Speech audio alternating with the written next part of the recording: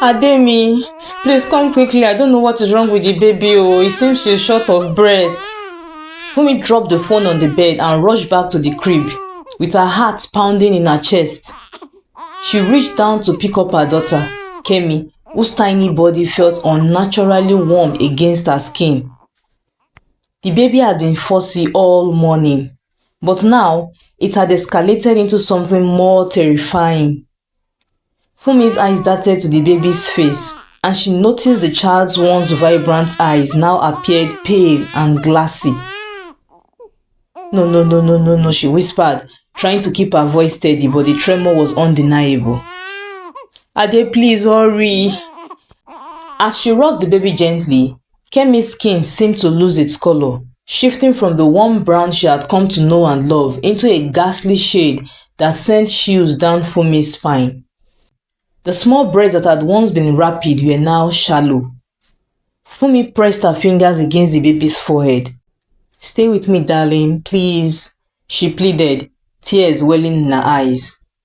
She felt a sense of dread creeping as the baby's body grew limp, and the once steady rise and fall of her chest seemed to falter. The door burst open and Ade rushed in, his face filled with confusion and alarm. "What happened? What's wrong?" Fumi looked up at him in tears. "I don't know. She won't stop crying, and now she looks so pale." Ade knelt beside them, reaching out to touch Kemi's cheek. "We need to get her to the hospital now." Fumi's heart raced frantically. What if something is seriously wrong?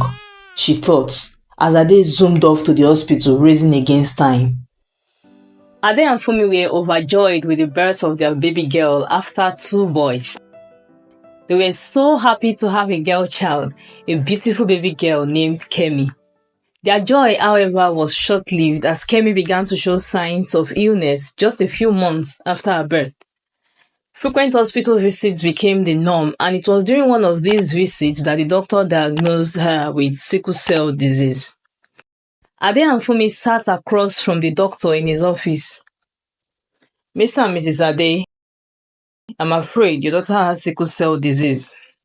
It's a genetic condition that affects the red blood cells," the doctor said.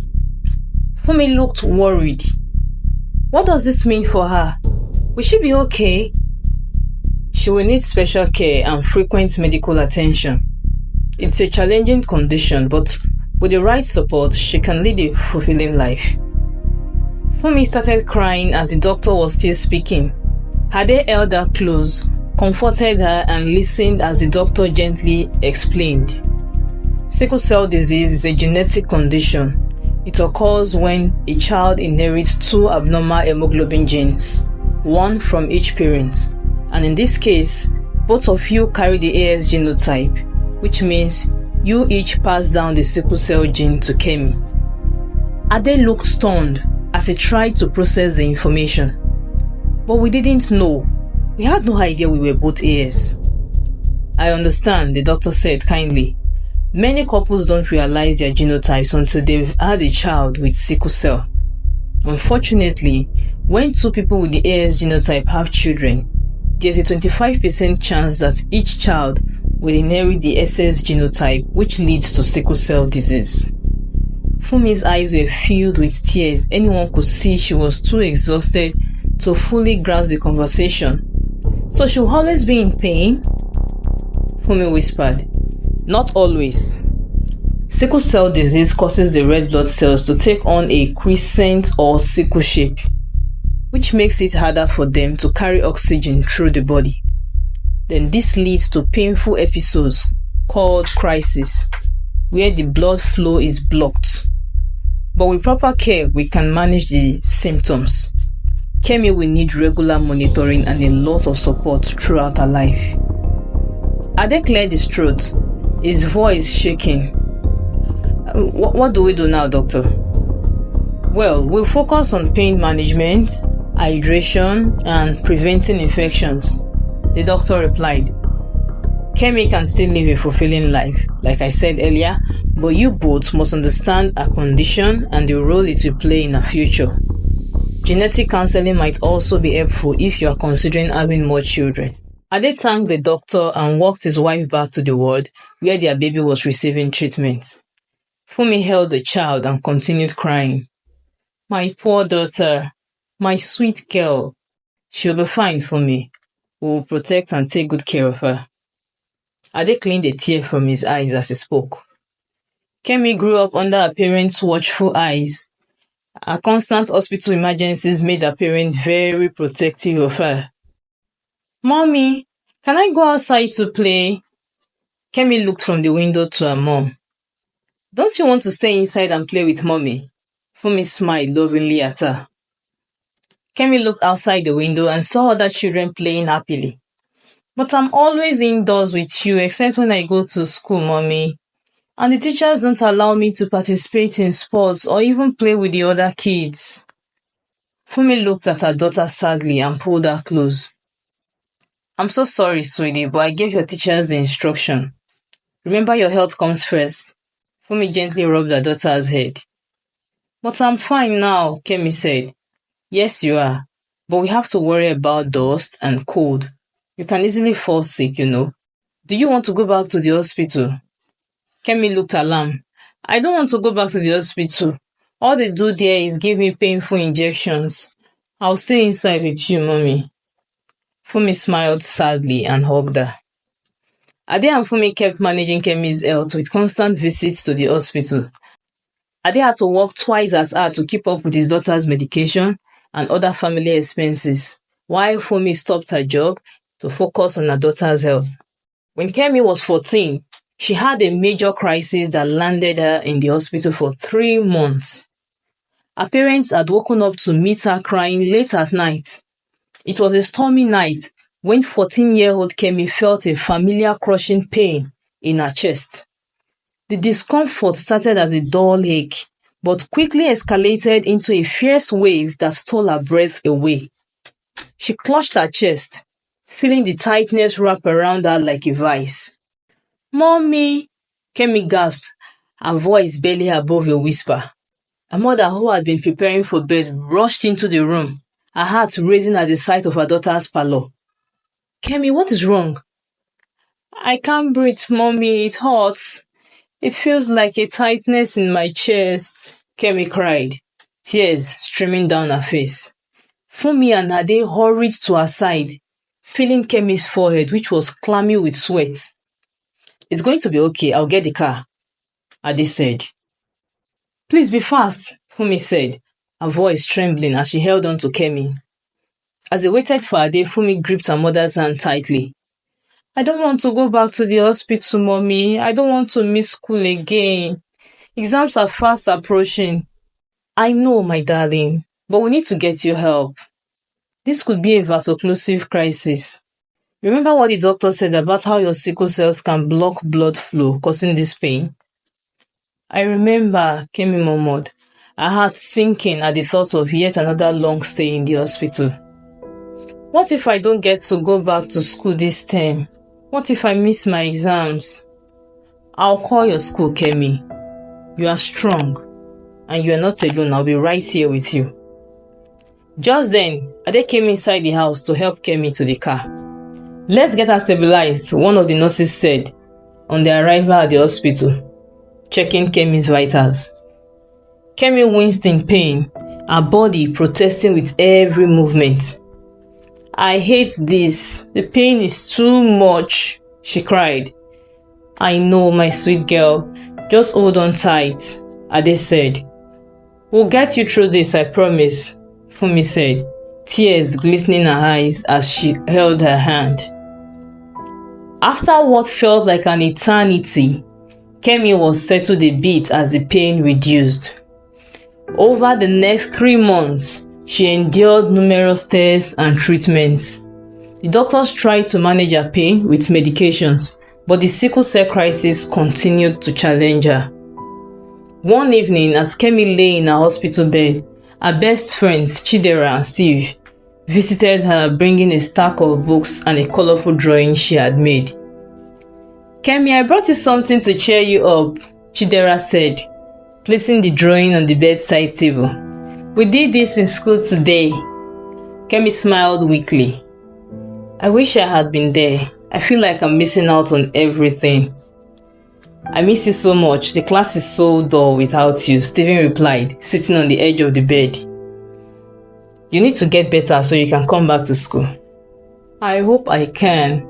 I already missed last term's exam and it's a new term already. Kemi's voice trembled. You are the smartest girl in our class. Just keep fighting, okay? Chidera said.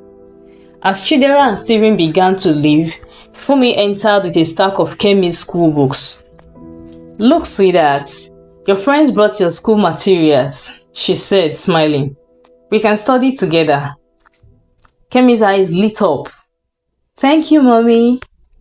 Fumi helped Kemi prop herself up in bed, opening the book to the chapter they had been working on before the crisis. Let's go over this together, she said gently.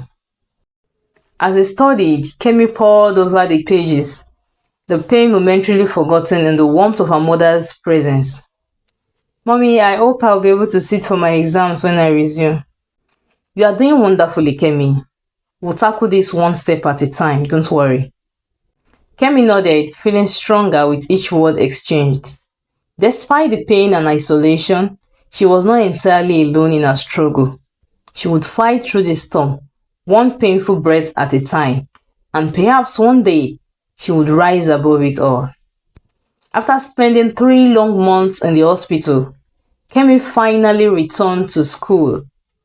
Her excitement was quickly overshadowed by the nervous glances and whispers from her classmates as she entered the classroom. The weight she had lost during her stay in the hospital was obvious. She had become thinner than before, her uniform slightly baggy. She had always been on the lean side, but now, the physical toll of her illness made her even more self-conscious. During lunch break, as she made her way to the cafeteria, she overheard a group of girls snickering behind her. Look how skinny she is, one girl whispered. She looks like she's going to disappear, another added, laughing. Kemi's heart sank.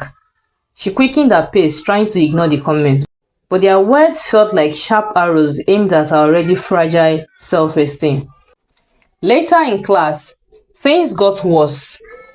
During an exam, Mr. John gave Kemi extra time to complete her paper. But this small accommodation didn't go unnoticed. Why does she get more time? A boy named Kunle sneered from the back of the class. My paper was taken even before I was done.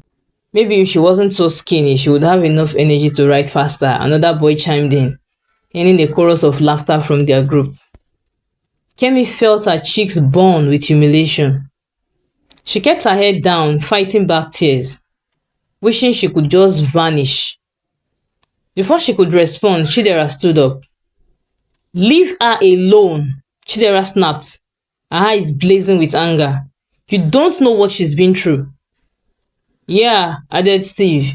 How would you feel if you were in the hospital for months? You wouldn't even be able to write this exam, let alone finish it. The classroom went silent as Chidera and Steve glared at the bullies. Kunle and his friends shifted uncomfortably, muttering under their breaths, but saying nothing more. After school, Kemi walked home in silence, her heart heavy despite her friends' support. The words of her classmates echoed in her mind, and no matter how hard she tried, she just couldn't shake the sadness away. Kemi continued trying to keep her head afloat despite her health challenges. The pressure of preparing for her WAEC exam added another layer of difficulty. As she struggled with the fatigue and pain that came with sickle cell disease, the constant headaches and bone pain became more frequent. There were nights when her joints ached so much that it felt impossible to hold a pen. Yet, she persevered. Every time her body threatened to give up, her mind fought back. Her mother, ever watchful, noticed Kemi's tired eyes and the way she winced when moving. Are you sure you can handle all this, Kemi? Her mother asked one night while Kemi sat at the dining table trying to revise her textbooks. Kemi gave a weak smile. I have to, Mommy. WAEC is important and I can't afford to fall behind. You know we can always talk to the school and ask them to make special arrangements. No, Kemi shook her head firmly. I want to do this just like everyone else. I know I can. I just have to keep pushing. Her mother sighed, brushing Kemi's hair gently. Alright dear, but please go get some rest. I will, mommy. Throughout this period, Steve had been a source of constant support. He would stop by her house every weekend with study materials and sometimes her favorite snacks. One afternoon, as they were going through past questions, Steve looked at her with concern. Kemi, you need to take a break. You look exhausted. Kemi chuckled softly. I'm always exhausted, Steve. Steve frowned, his hand resting on hers for a moment. I don't know how you do it. You are always so strong. There was something in his voice, something more than the usual friendship. She looked up, meeting his eyes. Steve, I care about you, Kemi, he said quietly, more than just as a friend. The words hung in the air between them. Kemi didn't know what to say. She had always appreciated Steven's kindness and his steady presence. But now, faced with his feelings, she wasn't sure how to respond. She liked him too, but her life was already so complicated with her health, and she wasn't sure she was ready for anything more. I care about you too, Steve, she said cautiously. But right now, I just need to focus on getting through these exams. Steve nodded, with a small smile on his face. I understand. I'll always be here, Kemi. As the days passed, the exams crept closer. Despite a severe health crisis that left her bedridden for days, Kemi somehow managed to recover just in time to sit for her WAEC exams. Her mother insisted on driving her to each exam center, worried that any exertion would lead to another crisis. You can stay home if you are not feeling well enough, her mother pleaded the morning of her first exam. But Kemi shook her head determinedly. No, I've worked too hard for this. I'll be fine. Though there were days when she thought she wouldn't make it through, Kemi pressed on, sitting for both WAEC and JAMB with quiet strength. And when the results came out, Kemi could hardly believe her eyes. Despite all the struggles, she had passed both exams with flying colors, scoring far beyond what she had expected. Her parents were overjoyed. I knew you could do it, my girl. Her father had beamed, hugging her tightly. And to her surprise, she had gained admission to the same university as Chidera and Steve. Both of them had also passed their exams. As the day to move to the university drew closer, Kemi noticed the concern in her mother's eyes. I don't know, Kemi, this university is far from home. What if you have a crisis? Who will take care of you? I'll be fine, Mom. I will take my medications on time, and the university has a good health center. Besides, Chidera and Steve will be there with me. Her father nodded, but Kemi could see the worry etched on his face. It's not that we don't trust you, Kemi, but we've seen how quickly things can go wrong with your health.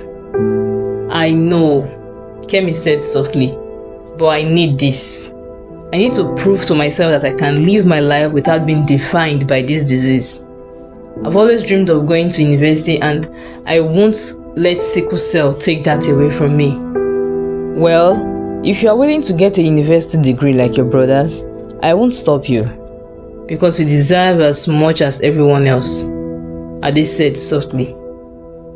Thanks, Dad, Kemi said. Her mother sighed. You are strong, Kemi. I know that. Just promise us one thing.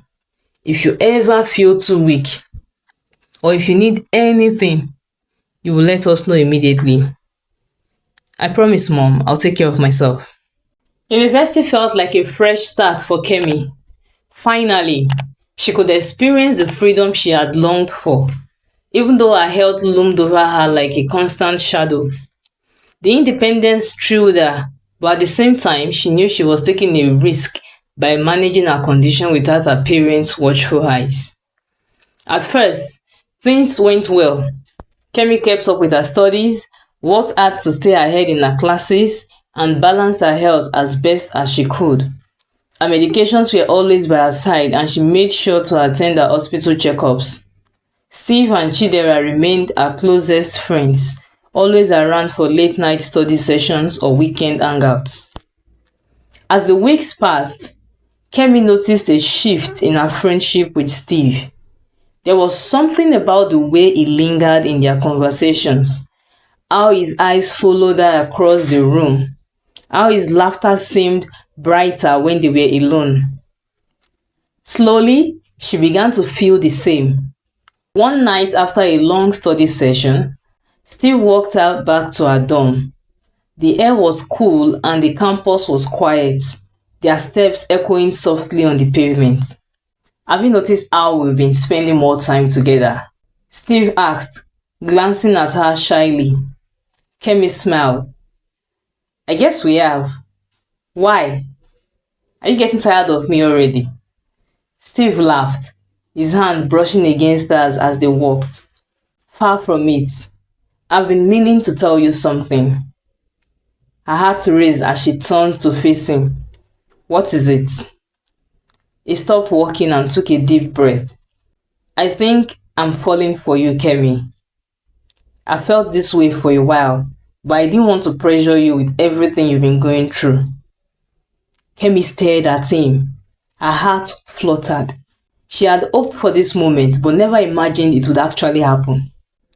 "I feel the same way," she admitted, her voice barely above a whisper. Steve's face lit up, and before she could say another word, he gently pulled her closer and kissed her. The world around them seemed to fade away, and for a moment, all of Kemi's worries and fears dissolved. Steve held her close and looked at her in the eyes. "I know things won't be easy," Steve said with a tender voice, "but I want to be here for you, no matter what." Kemi smiled, leaning into him. "Thank you, Steve. That means more to me than you'll ever know." For weeks, their relationship flourished. Steve was attentive, always checking in on her, ensuring she was feeling well and making her laugh when things got tough. Kemi felt like she had finally found someone who understood her and who didn't treat her like she was fragile. But that sense of happiness was shattered one afternoon when Steve approached her with a somber expression. "Kemi, I just got my medical results back from the university," he began, his voice tense. Kemi's stomach twisted with anxiety. "What did they say?" Steve hesitated, his eyes filled with sorrow. "I'm AS. I didn't know before, but I just found out. If we ever wanted a future together." The weight of his words hit Kemi like a blow. If Stephen was AS, they could not risk being together. The chances of their children inheriting sickle cell were too high. "I didn't want to believe it," Steve continued, holding her hand. "But now I don't know what to do." Tears welled up in Kemi's eyes as she squeezed his hand. "We don't have a choice, Steve. You know we can't risk it." Steve's face crumbled and he pulled her into a tight embrace. "I don't want to lose you, Kemi, but I can't ask you to stay knowing what this could mean for us." Kemi buried her face in his chest, her heart breaking. She had thought just for a moment that things could be normal, that she could have a love that didn't revolve around her illness. But sickle cell had taken that from her once again. After a long silence, she finally pulled back. "We'll always be friends, Steve, but we can't be more than that." Steve kissed her forehead, tears brimming in his eyes. "I'm so sorry, Kemi." Though it was one of the hardest decisions she ever made, Kemi knew she had to move on. She threw herself back into her studies, using her heartbreak as fuel to focus on her exams. She called her parents regularly, reassuring them that she was managing her health and her academics. Kemi stayed away from every form of romantic relationship all through her first year in school. Her journal became her closest companion. She began to pour her thoughts, her fears, and expectations in her journal. It was a relieving experience for her. Just before the second semester break for 200 level, she met Chima, a fellow student who quickly caught her attention. Unlike Steve, Chima was AA and there was no risk of the same complications. He was kind, attentive, and seemed genuinely interested in getting to know her beyond her illness. Their relationship grew, and for the first time in a while, Kemi felt truly hopeful about her future. But life with sickle cell was never predictable. During one particularly stressful exam season, Kemi felt the signs of a crisis creeping in. The pain started in her back, then radiated through her body, growing more intense by the hour. She tried to manage it on her own, but by midnight, she knew it was more than she could handle. Chima, Chidera, and Steve all rushed to her side, working together to move her to the hospital as quickly as possible. For days, Kemi was bedridden, weak, and in pain. But Chima never left her side. He was there every day, holding her hand, offering words of comfort and reassuring her that things would be okay. But as she recovered, Kemi began to notice a change in him. Chima seemed more distant, quieter, and his once warm smiles no longer reached his eyes. One afternoon, Kemi had another medical crisis and Chima sat by her hospital bed, his face tight with worry. Kemi could sense that something was wrong beyond her being in the hospital. "I've been thinking," he said softly, "about us." Kemi's heart sank. She knew what was coming. "I care about you so much, Kemi," Chima continued. "But I don't think I'm strong enough to handle this. Seeing you in pain, it's more than I can bear." Tears welled up in Kemi's eyes, but she remained silent, waiting for him to finish. "I want to be there for you," he said, his voice breaking now. "But I'm scared. I'm scared that I can't handle the responsibility of being with someone who goes through this." Kemi felt her heart shatter, but she nodded slowly. "I understand," she whispered. "It's okay." Chima kissed her forehead gently, lingering for a moment before standing to leave. "I'm sorry, Kemi. You deserve someone stronger than me." As he walked out of that hospital room, Kemi felt a familiar wave of grief wash over her. But this time, she knew she would be okay. She had survived heartbreak before and she would survive it again. After breaking up with Chima, Kemi made a promise to herself: no more relationships. She was tired of the emotional roller coaster that came with getting attached, only to be reminded time and again that her illness stood between her and a normal life. Instead, she decided to pour her energy into her studies, the one thing that she knew how to handle. Kemi successfully scaled through to her final year despite her health challenge. One rainy afternoon, Kemi found herself in a rush to get back to campus for a test.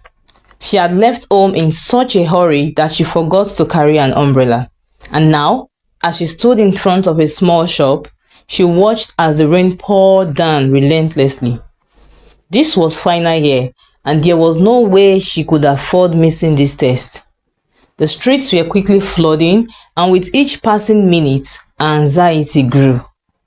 She couldn't risk walking in the rain.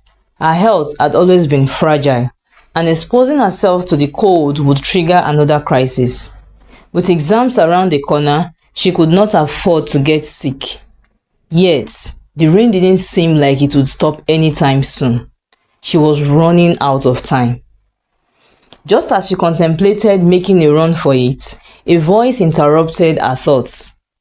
"Hey, do you need some help?" Kemi looked up to see a tall, handsome guy standing next to her. He was holding a large black umbrella. His smile was warm and friendly. "I noticed you've been stuck here for a while," he continued. "I can walk you to where you need to go if you don't mind sharing this." He held the umbrella up for her to share with him. Kemi hesitated for a moment, but she knew she did not have many options. "That would be great actually. Thank you." They walked together. As they moved through the streets, they chatted easily. His name was Zion, and he was a law student. He had an easygoing charm that made her feel comfortable, and by the time they reached their destination, they were laughing as if they had known each other for years. "Thanks again," Kemi said, smiling. "You saved me back there. I would have missed my test." "It was my pleasure," Zion replied, handing her his phone. "How about we stay in touch? In case you ever forget your umbrella again." Kemi chuckled and exchanged numbers with him. She thought nothing of it at first, simply grateful for his help. But over the next few weeks, Zion continued to check in on her. They started meeting up between classes, studying together, and talking late into the night. Slowly, they became close friends. Zion wasn't shy about his feelings. After only a month of friendship, he began asking Kemi out, but she refused every time. "I'm not ready for a relationship," she explained one day when he brought it up again. "I've been through too much, and I just can't do it." "I get that," Zion said softly, "but I'm not going anywhere. I'm willing to wait." Despite her resolve, Kemi found it harder and harder to resist Zion's persistence. He was different from anyone she had met before. He was patient, caring, and genuinely interested in her well-being. Eventually, after weeks of him asking, she finally agreed to give the relationship a chance. At first, everything seemed perfect. Zion was easygoing and loving, and Kemi found herself opening up to him more than she actually wanted. For the first time in a long while, she allowed herself to feel happy. One afternoon, as they sat together in the library, Kemi decided to ask him a question that had been on her mind. It was something she knew she couldn't avoid for long. "Zion, do you know your genotype?" He looked at her, surprised by the sudden seriousness of her question. "Yeah, I'm AS. Why?" Kemi felt her stomach drop, but she forced herself to stay calm. Zion didn't know her condition yet. He didn't know she was SS. "I'm SS," she said quietly, her eyes meeting his. Zion was silent for a moment, processing what she had just revealed. "Oh, I didn't know," he finally said. He reached out to take her hand. "But we can walk through it, right? I mean, we don't have to think about that now, right?" Kemi shook her head, pulling her hand back. "No, Zion. It's not that simple. If we stay together and if things go further, we'll be risking so much.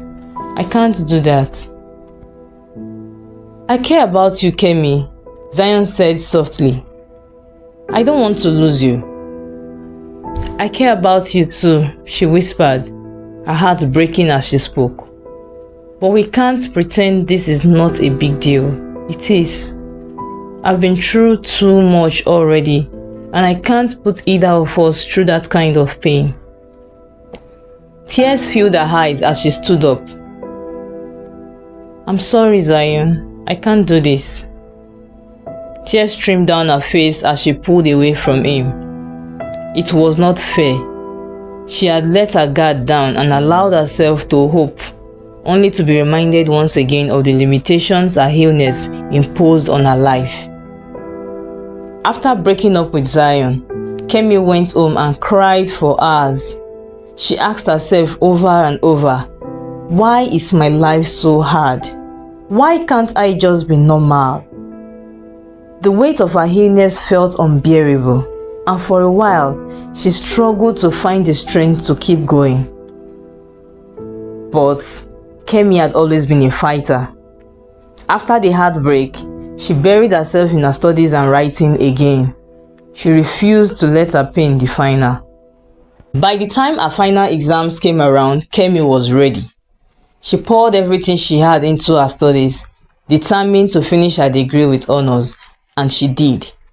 And when graduation day arrived, Kemi stood tall, proud of all she had accomplished.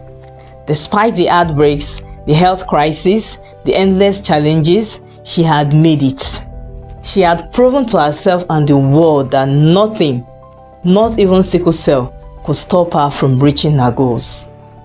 But this was only the beginning. Kemi was yet to face her greatest battles. Find out what happens next in part 2. What does the future hold for Kemi? Did you enjoy this video? What stood out for you in Kemi's story? Please share your thoughts in the comments. I would really love to hear from you.